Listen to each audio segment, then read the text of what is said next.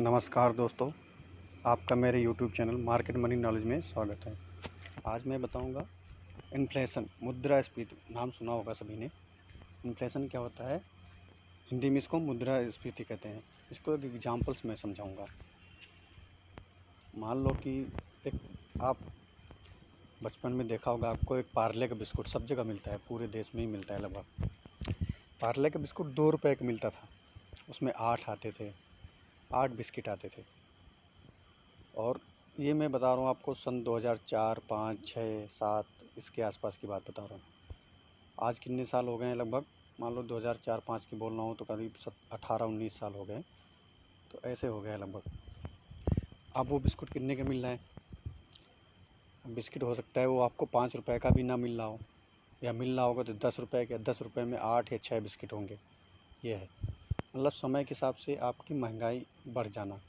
आप मान लो कि उसको मैं अब पैसों में समझाता हूँ कि मान लो कि आपने सोचा कि मैंने फिक्स डिपॉजिट कर दिया पैसे को, 1 लाख रुपए को, और आपका लगभग जिस हिसाब से फिक्स डिपॉजिट में कंपाउंडिंग के हिसाब से पैसा होता है, 8 साल में, 8.5 साल में, मतलब 9 साल, 8 से 9 साल के आसपास आपका पैसा डबल होता है।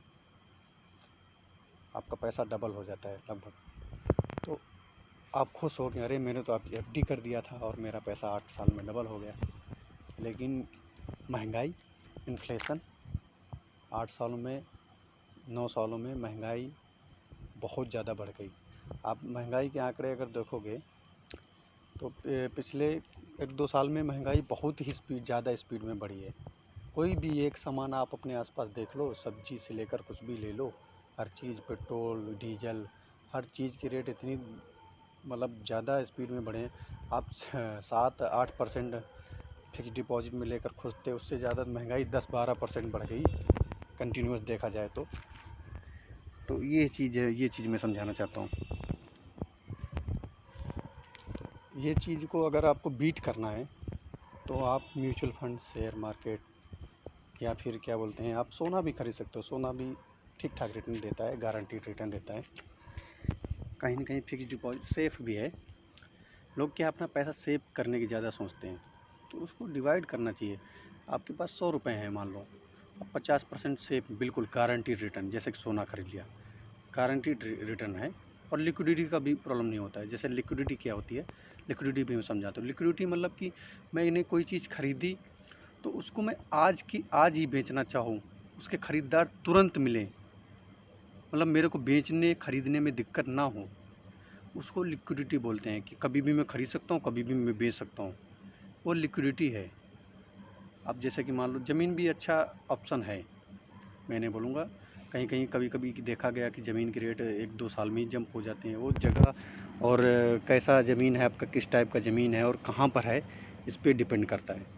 देखा गया ऐसा कि मतलब ज़मीन के रेट इतनी स्पीड में बढ़ जाते हैं, दोगुने भी हो जाते हैं 1-2 साल में, 4 साल में, 5 साल में, नहीं तो दुगने हो ही जाते हैं। तो लोग क्या है, ज़मीन में पैसा डालते हैं, क्योंकि अगर आपका डॉक्यूमेंट अच्छे से चेक कर लिया और ज़मीन अच्छी है तो आपको ठीक ठाक रिटर्न दे देगी, अच्छा पैसा दे देगी आपको बना के।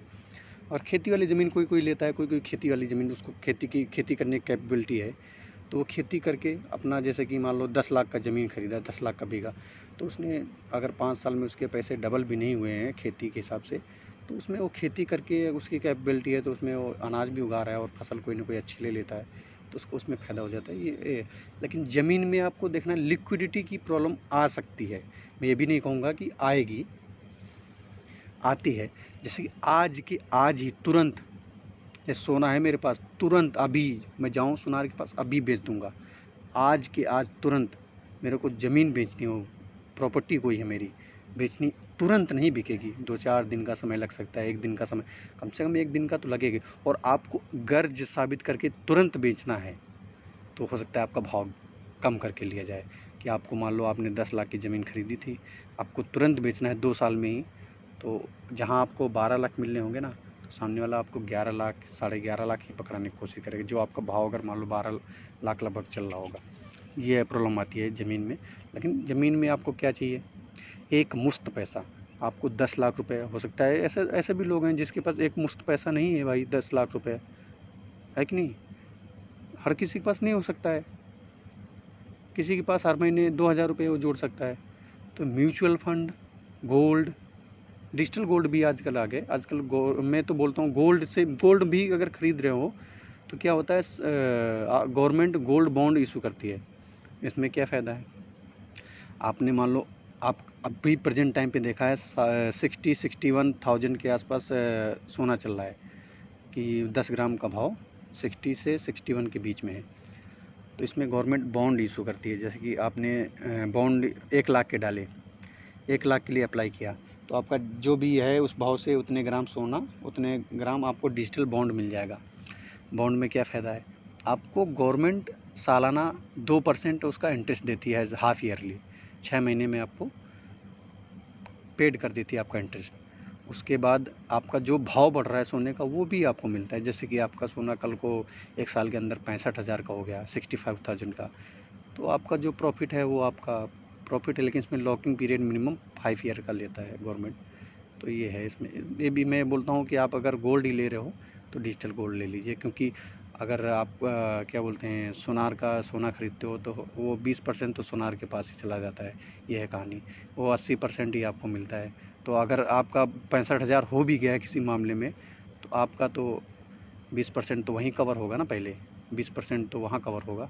तो ये डिजिटल गोल्ड बॉन्ड आप खरीद सकते हो। आपको अप्लाई कर सकते हो, जब आते हैं गवर्नमेंट इन्फॉर्म करती है।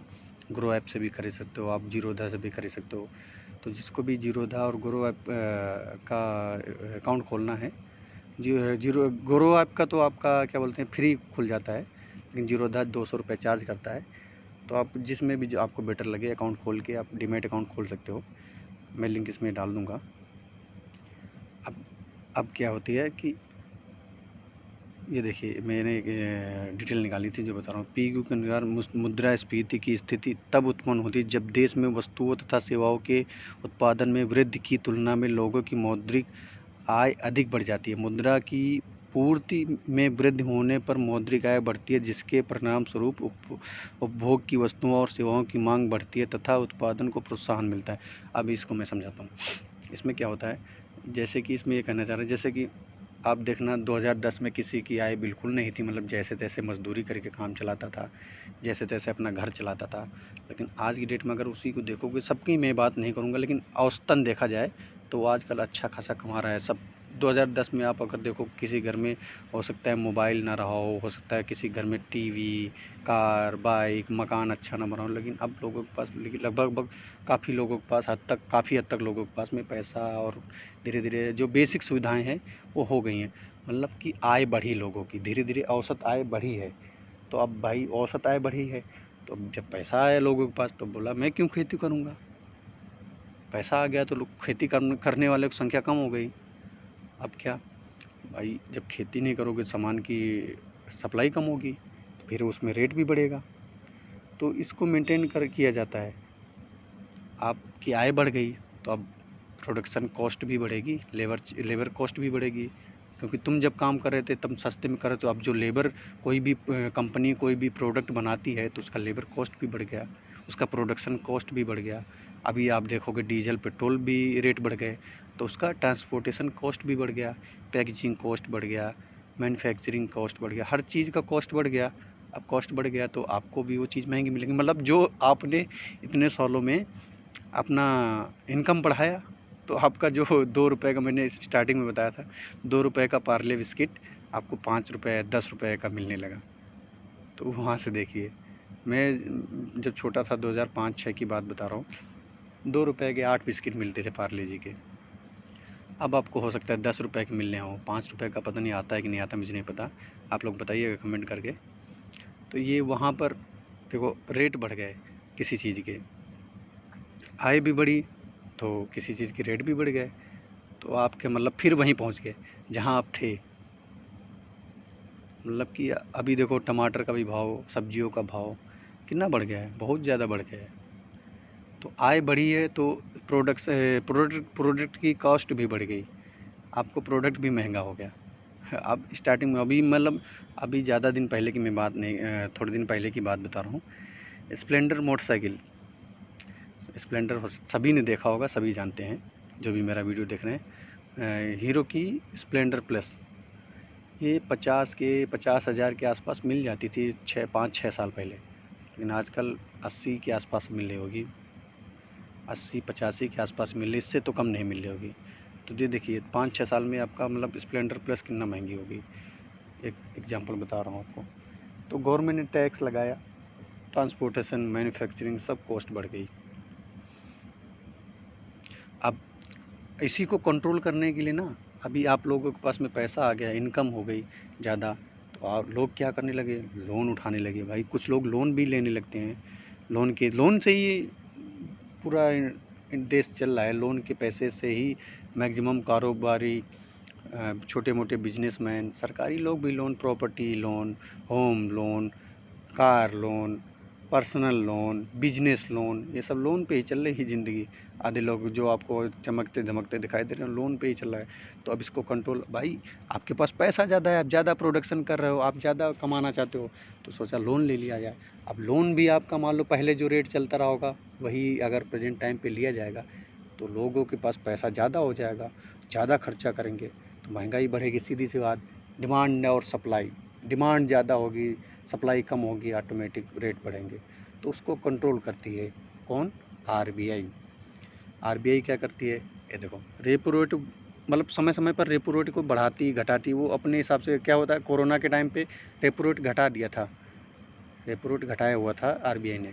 उसके बाद धीरे धीरे क्या है, रेपो रेट बढ़ाती घटाती रहती है 5-6 महीने, वो उसी स्तर से उसके रूल हैं, आरबीआई घटाती बढ़ाती रहती है। रेपो रेट क्या होता है, मतलब एक निर्धारित आरबीआई डिसाइड कर देती है कि इससे नीचे कोई भी बैंक, कोई भी एनबीएफसी कंपनी, कोई भी इससे नीचे लोन नहीं देगा, इसके ऊपर ही देगा, इसके नीचे नहीं दे सकता। जैसे कि रेपो रेट वह दर है जिस पर भारतीय रिजर्व बैंक सरकारी प्रतिभूतियों के बदले भारत में वाणिज्य बैंकों या वित्तीय स्थानों को पैसा उधार देता है। मतलब कि आरबीआई किसी बैंक को इतने % से नीचे नहीं देता। और अगर मान लो आरबीआई किसी को 6.50 पर लोन दे रहा है, पैसा दे रहा है, अब उसको तो भी आरबीआई को पैसा 6.5% देना है, तो वो आपको कितना देगा, 8, 10, 12, 15, 20, 25, एनबीएफसी तो 25-20% तक भी लेती हैं। कुछ ऐसी भी एनबीएफसी हैं जो गांव वाले, जो लाला की तरह काम करती हैं, जो गांव में होते हैं, पैसा देने वाले कि महीने का 2%, सीधा है, कोई कैलकुलेशन नहीं, महीने का 2% लेना हो तो लो, और स्टाम्प पे भी लिखवा लेंगे, तुम्हारा ज़मीन संपत्ति कुछ भी लिखवा लेंगे, और महीने का 2%। तो एनबीएफसी भी ऐसे काम करती है। Non banking financial service company है जो वो मतलब नॉन बैंकिंग के हैं, वो एटीएम, आपका कैश डिपॉजिट ब्रांचेज ज़्यादा नहीं खोलती, वो 20 से 22%। और आजकल ऑनलाइन भी आपको देखा होगा बहुत सारे ऐप आ गए हैं, क्या बोलते हैं, आपको लोन देने वाले, वो भी आपको हाई रेट पे ही देते हैं। लेकिन कोई सरकारी बैंक हो गई, कोई प्राइवेट बैंक ज़्यादा, मतलब सरकारी बैंक, अगर आप एसबीआई की पर्सनल लोन की अभी बात करूं मैं, तो 11, मतलब 11.5%, 12% तक एसबीआई दे रहा है। लेकिन एसबीआई से सभी को लोन नहीं मिल पाता, क्योंकि आपके पास संपत्ति और या कोई इनकम अच्छा प्रूफ होना चाहिए, तभी एसबीआई देती है। तो सरकारी आदमी के लिए तो अच्छे से टाइम से दे देती है और जल्दी दे देती है। पर्सनल लोन तो आपको तुरंत मिल जाता है। होम लोन 8% से 10% के बीच में आपको मिल जाएंगे। पर्सनल लोन आपको 11% के ऊपर ही मिलेंगे, 11 से 15, 20, 25 तक भी मिलते हैं। कार लोन भी एक डिसाइड कर क्राइटेरिया रखा है, मतलब कि कोई भी लोन होगा 6.50% नहीं होगा। हाँ, एक्सेप्ट मैं ये बोलता हूँ कि हो सकता है किसान क्रेडिट कार्ड और गोल्ड तो आपका ही सोना होता है जो बैंक में आप रखते हो, उसके बदले लोन लेते हो, पैसा उठाते हो, तो उसमें रेट कम हो सकते हैं इसके। और एक किसान क्रेडिट कार्ड यहाँ पर होता है, किसान क्रेडिट कार्ड, उसमें शायद 4 या 3% ऐसे रहता है सालाना। तो किसान क्रेडिट कार्ड में हो सकता है ये बात। बाकी personal loan, business loan, property loan, home loan, कहीं भी जा लो, ये वहाँ पर आपको 8 के बाद ही मिलेगा। तो ये इन्फ्लेशन के बारे में जानकारी मैंने दी आपको। जानकारी अच्छी लगे तो मेरे चैनल को सब्सक्राइब करना और दूसरों को भी बताना, दूसरों को भी शेयर करना। आपने धीरे धीरे मेरा वीडियो देखा है, और अगर आप जीरोधा ग्रो में इंटरेस्टेड हैं तो मैं लिंक डालूँगा, उससे आप लिंक से आप अकाउंट ओपन कर लीजिएगा। कोई भी दिक्कत आती है कमेंट डालिएगा। Thank you.